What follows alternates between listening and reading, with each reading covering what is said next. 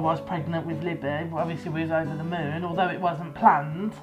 We were really happy and we knew that it was what we'd wanted for a long time. They booked me in for the caesarean at 38 weeks, so that was the 26th of April 2013. Rich came with me for the caesarean, was there all the way through it. And look, Libby was born and was shown to us. The first thing she did as they took her out was cried, so we thought, obviously, that's the first thing you're told to listen for as a healthy baby, is the cry. So we heard her cry, at which point we both cried, and then she was took away from us. As soon as she was born, they knew that something was not right. So she was supported with her breathing. So she was on a breathing machine or a ventilator, as that's what we call. And she needed quite a lot of medications to help support her blood pressure and other functions at the time. So she was very sick to start off with. So obviously, the first thing I wanted to do was go and see her. They wheeled me into the neonatal unit to see her. And it wasn't until that point that we realised that she was very poorly. She was in an incubator hooked up to all sorts of wires and tubes, and she didn't look in a good state at all. It was touch and go, wasn't it, with her through the night, and obviously we were just devastated that, you know, it was that we had set ourselves up, we'd been so happy, but until that point we hadn't really known how serious the condition Libby was in. It was day 5 that I first got to hold her. The nurses got her out of the incubator. Obviously she was still all tubed and wired up, but I did get to hold her there.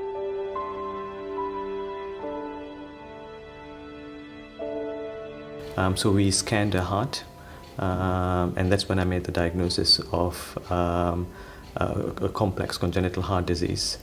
So once we had the diagnosis, because we knew why she was poorly, we could then slowly wean off all the other support that she required.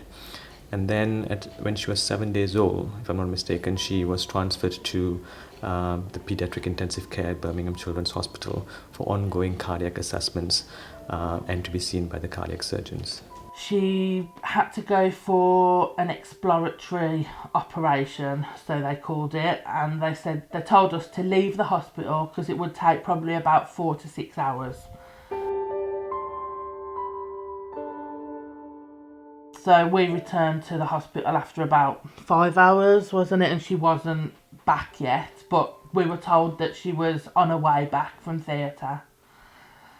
And then we were called into the room by the cardiac liaison nurse and the surgeon, and were told that what they'd found whilst doing this exploratory operation was that the vein that connects the left heart to the lung, which is called a pulmonary vein, unfortunately hadn't formed. So they told us the devastating news that there was nothing they could do to save her.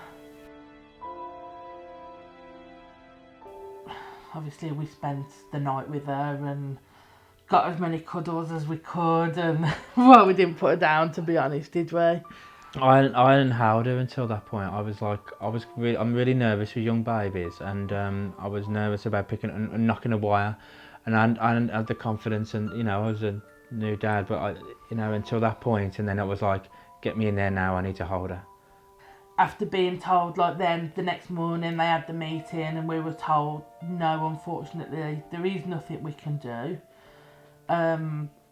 We were taken into a private room then with Libby and with our family, and right until the end we was just obviously you hold out hope, and when the doctor said to us that he was taking her off the ventilator, he said to us at that point, she could last minutes, she could last seconds, but I'm really not expecting her to last long at all. So in our minds then, we was expecting it to be seconds.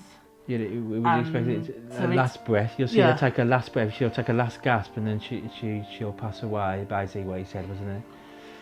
And we just couldn't. Well, to cut a long story short, she was with us for 40 minutes, wasn't she? Yeah. After, and she didn't want to let Mummy and Daddy go.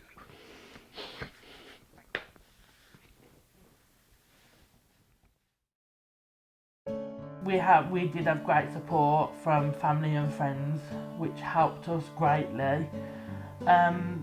For the funeral, we decided that we didn't want flowers other than from close family.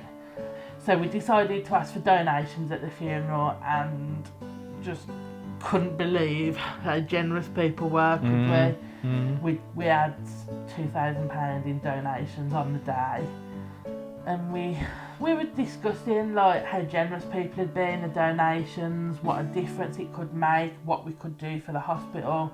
At first we said we wanted to buy some comfortable chairs for parents to sit on, but we was discussing it, wasn't we, and we said, well, we think we could do more than just buy a few chairs. Let's see if we can raise enough money and become a charity, and that's what we did. Well, yeah.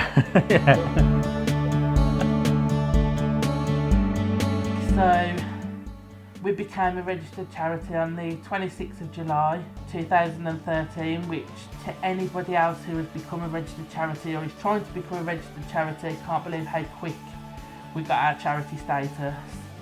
So the first big support came from Legal & General. In my workplace, yeah.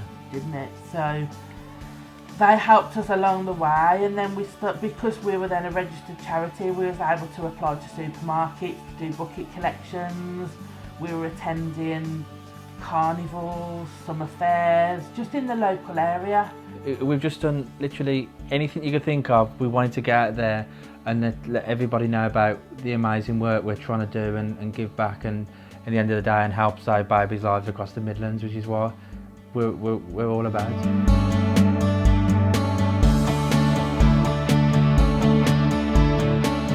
I think they are very lovely, lovable people. It's amazing the strength and the endurance they have had in the last 12 months, what they have been through and how they have channeled all their energy to do something as remarkable as this. A lot of people in sports, they look at role models, probably look at myself and other players, and they look up to them and look to be like them. But I would like to say that we aren't the real role models. The real role models are Rich and Charlotte. I think if you were to be like them, then you would become a better person, and these are the people in life that you have to look up to.